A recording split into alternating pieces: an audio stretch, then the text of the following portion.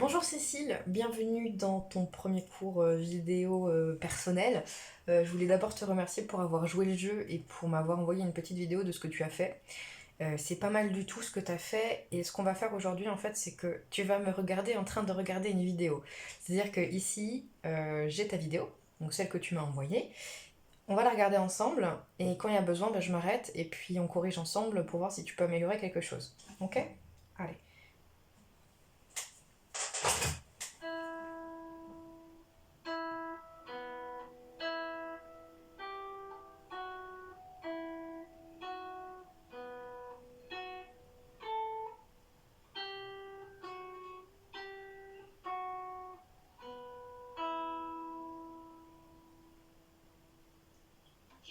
Non, c'est pas ça.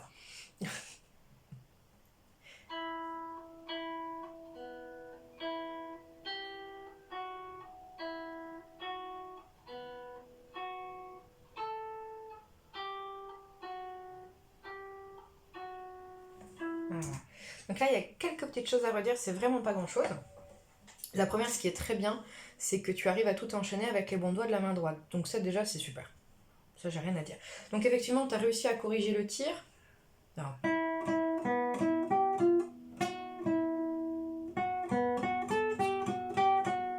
Effectivement, ton mi, tu viens le chercher ici. Donc ça, c'est très bien. Par contre, je te vois faire un truc, c'est que dès que tu arrives ici, ta main revient comme ça.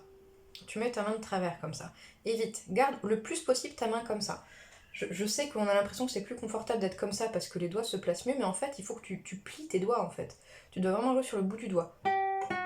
Parce que comme ça, en fait, ton mi tombe directement sous le doigt. Tandis que si t'es comme ça, il faut que tu reviennes ici, tu vois, t'as un mouvement qui est complètement parasite. Alors que si tu pars dès le début, comme ça tombe sous les doigts et tu te prends moins la tête, alors sauf au début le temps d'apprendre la technique, mais en tout cas tu es plus efficace parce que tu évites les gestes parasites. Donc ça c'est la première chose, garde bien toujours une position quand c'est nécessaire bien longitudinale, dès le début. Si tu joues sur le bout des doigts, tu dois plier le bout des doigts, c'est compliqué, mais tu verras que ce sera beaucoup plus efficace pour la suite. Ensuite, ta petite ornementation, pas mal du tout. Ce que je peux te conseiller, c'est de travailler vraiment les liés séparés. Donc là tu as un lié ascendant, donc jusque-là, rien de compliqué, le petit marteau. Ce qui va être compliqué, c'est le lié descendant qui vient après. Ce que je peux te conseiller, quand tu fais ton crochet, tu vas accompagner ton geste avec le bras pour venir en fait relever le doigt après avoir crocheté ta corde, pour pas que le doigt vienne, tu vois, pour pas qu'il vienne buter en fait contre la corde en dessous et que tu aies un son un peu parasite.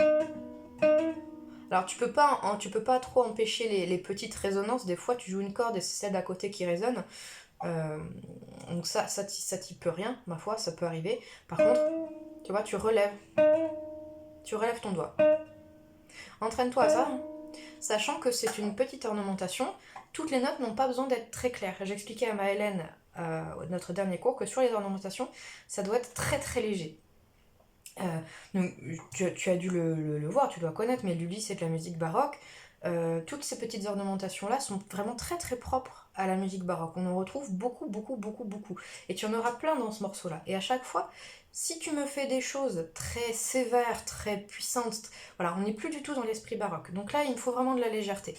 Le dernier cours avec Maëlène, je lui ai expliqué d'imaginer en fait, peut-être que ça te parlera ou pas, mais imagine une garden party avec le président.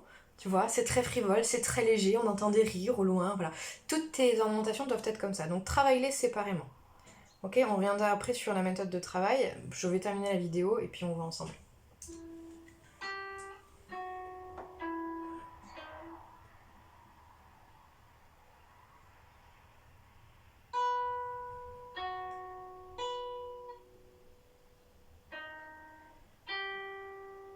Ok, ça c'est bien, pas de soucis. Ça c'est parfait. Ah, ici, tu laisses poser ton dos. Tu vois? Si tu l'enlèves, en fait, tu coupes le son. C'est moins joli.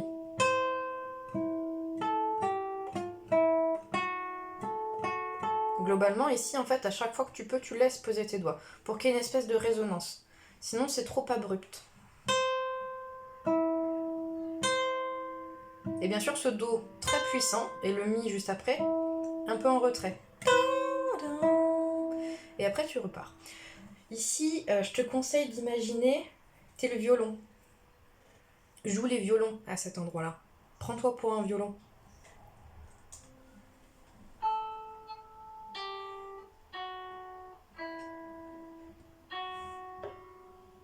Ouais, d'accord. Donc sans barrer, ça me va.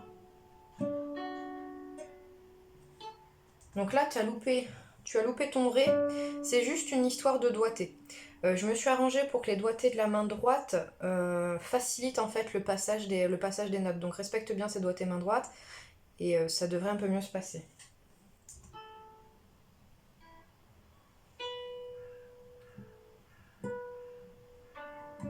Voilà. Là ici, quand tu viens chercher ton Si, n'enlève pas ce qui est en haut. Tu vois, ton Ré, faut pas que tu l'enlèves puisqu'il revient après. Tu vois. Non. Non, toi, t'as fait sans barrer, donc je fais sans barrer.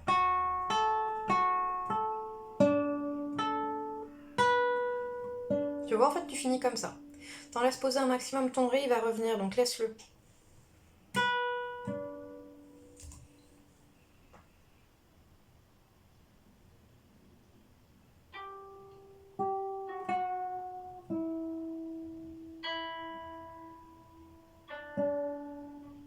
Et là, on remet son barré, c'est très bien.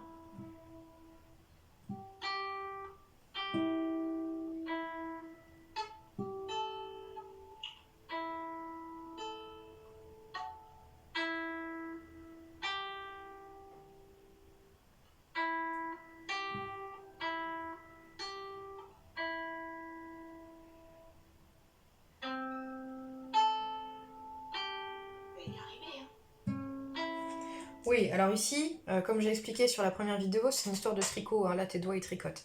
Il faut vraiment que tu prennes le passage lentement, que tu regardes note après note. Faut pas que dès le début tu prennes la mauvaise habitude de faire les mauvaises notes. En fait, simplement. C'est juste ça. Donc tu regardes ta partition, tu regardes tes doigts, tu regardes ta partition, tu regardes tes doigts, tu regardes ta partition, tu regardes tes doigts. Mais faut éviter de faire trop de notes, pas assez de notes. Voilà, tu me fais juste ce qu'il y a écrit. Basiquement, juste ce qu'il y a écrit. Peu importe le tempo, peu importe la vitesse, peu importe le rythme. Mais si déjà tu arrives à m'enchaîner les notes correctement, voilà. Mais lis bien. Ta partition, c'est un support très très important. Donc il faut que tu gardes le nez dedans. D'accord. En tout cas au début. Une fois que tu le connais par cœur, que tu as vraiment la musique en tête, que c'est un morceau que tu sens bien, on va se détacher de la partition. Mais au début, pour arriver à apprendre la chorégraphie à tes doigts, reste sur ta partition.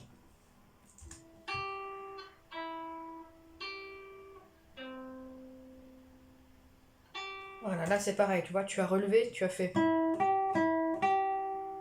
Et hop, tu m'as enlevé ce sol là. L'enlève pas. Déjà, il revient après. Et puis encore une fois, c'est plus joli si tu as une légère résonance du sol.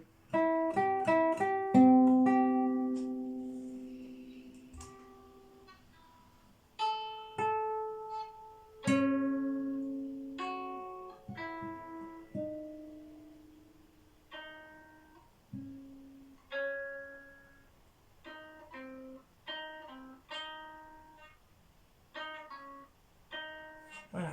Alors ici, pas facile cette petite ornementation. Ce que tu peux faire, c'est éventuellement retirer le barré.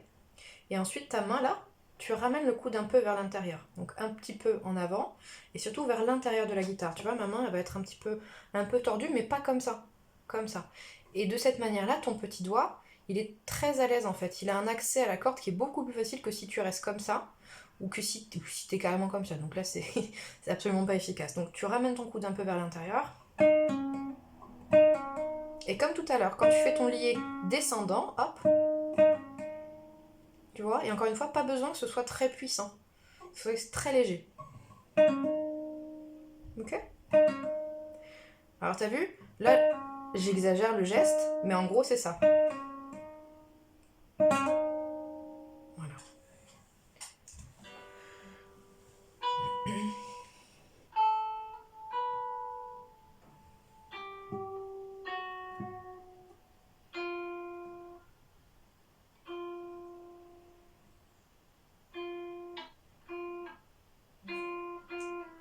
Alors là, tu t'es laissé avoir par les doigtés main gauche qui sont indiqués sans te soucier des notes.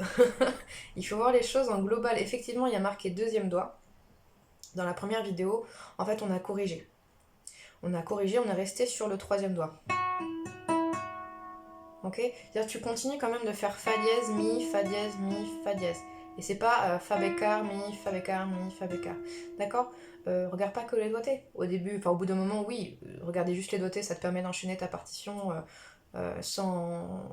voilà, sans problème, le temps que la mémoire musculaire se fasse. Mais tu as quand même des notes à côté. Hein, donc quand tu déchiffres, quand tu en apprentissage, fais attention à tout. Voilà. Tu vas suffisamment lentement là pour le faire. Il faut juste y penser en fait. Tu te fais ta petite checklist mentale de ce qu'il faut que tu regardes. Et là en l'occurrence, ne regarde pas que les doigts tes mains droites parce que du coup, tu t'es dit c'est deuxième doigt, donc c'est forcément cette note là.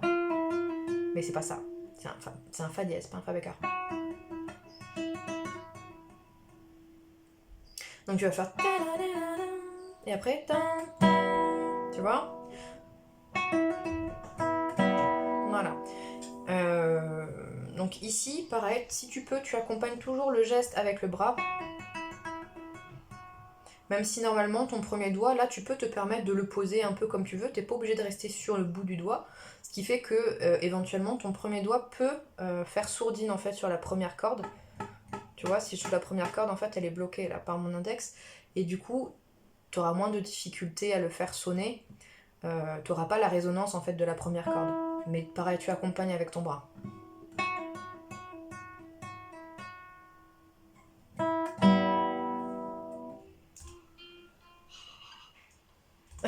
Ah oui, je viens de te voir faire ça en plus. Tu me danses la gigue là avec tes doigts. Non mais franchement, Cécile, est-ce que c'est comme ça que Jacques t'a appris à faire des liés? Je crois pas quand même. Faut pas pousser. Tu fais pas ça. Ça marche pas. Ok, voilà.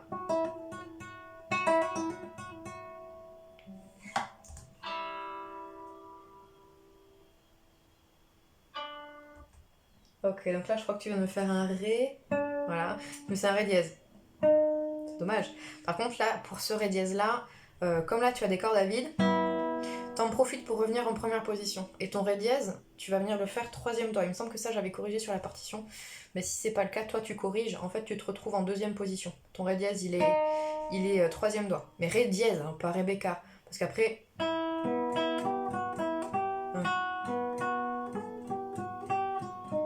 un truc comme ça, que ça vient à la suite. Bon, bon sinon c'est pas mal, c'est bien, c'est un bon début. Ce que je peux te conseiller, c'est éventuellement de travailler à la croche, le temps de te le mettre bien dans les doigts, ça me dérange pas. Tu peux... Alors, comme d'habitude, hein, tu fais petit bout par petit bout, tu te prends une phrase musicale, une courte, tu la travailles à ton rythme, et une fois que tes doigts ont bien compris ce qu'ils ont à faire, seulement à ce moment-là, et je te dis que tes doigts, t'en as 10, donc tu fais attention à tout, et une fois que ton bras, ton dos ont tout bien compris, là tu peux te permettre d'introduire un métronome, et tu peux commencer à la croche, ça c'est une bonne idée, Maëlène travaille comme ça, donc pourquoi pas, c'est plutôt efficace. Et ce que je peux te conseiller au début, les premières fois où tu le fais au métronome, tu le fais une fois sans les ornementations. Tu fais sans les ornementations juste pour entraîner tes doigts. Et ensuite, une fois que tu te sens prête à introduire les ornementations qui sont écrites dans la partition, ce que tu peux faire, ce que je trouve efficace, c'est de mettre ton métronome et de le chanter. Même si tu chantes pas le nom des notes, si tu fais que des ta ta ta ta ta ta ta ta ta ta ta ta ta ta ta, tu vois, même si tu fais juste ta ta ta, c'est pas grave, mais tu le chantes pour essayer de bien enregistrer en fait le mouvement de ton ornementation. Et ensuite, tu essaies de le faire avec tes doigts. Mais il faut déjà que tu l'aies déjà bien pensé, que tu le sentes physiquement et musicalement avant d'essayer de le jouer. C'est pas facile à placer parce qu'il faut toujours ton ornementation, elle est jamais sur le temps. Tadadam! Le temps commence à la fin de l'ornementation. Tu fais, où est-ce que c'est? Voilà. Donc, entraîne-toi métronome et fais attention vraiment à ce qui est sur le temps et à ce qui est hors du temps. Tes ornementations ne sont jamais sur le temps. D'accord? En tout cas, là, je n'en vois pas. Voilà, j'espère que ces quelques conseils-là t'auront aidé. N'hésite pas à me renvoyer une vidéo avec tes progrès, parce que je suis sûre qu'il y en aura. Mais voilà, c'est déjà bien, et continue comme ça, accroche-toi. La semaine prochaine, on regardera la suite, hein, du coup. Voilà. À bientôt!